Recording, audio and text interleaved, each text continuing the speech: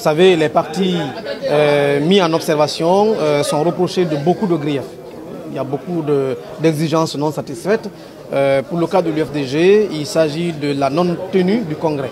Et le congrès, vous savez, il est en cours d'organisation. Malheureusement, le tribunal de première instance de Dixine, par une décision, a pris une mesure conservatoire ordonnant la suspension du processus d'organisation du congrès que nous avons convoqué pour les 19 et 20 avril 2025.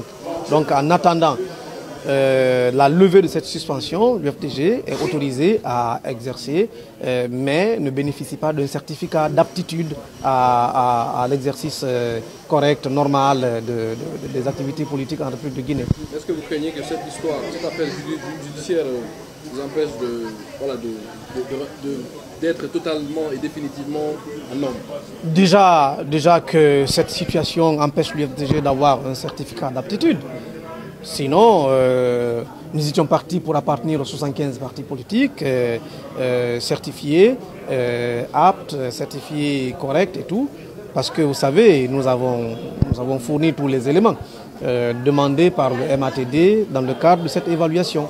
Et donc nous ne nous attendions pas à nous retrouver dans ce panier, mais c'est un moindre mal dont nous nous satisfaisons pour l'instant, le temps que le tribunal annule la suspension de notre congrès. Un dernier commentaire sur l'UFR. Oui, c'est inquiétant, assez sidérant de constater que l'UFR et le RPG sont suspendus et donc interdits de toute activité pendant 90 jours. C'est quand même de grands partis ce sont des patrimoines.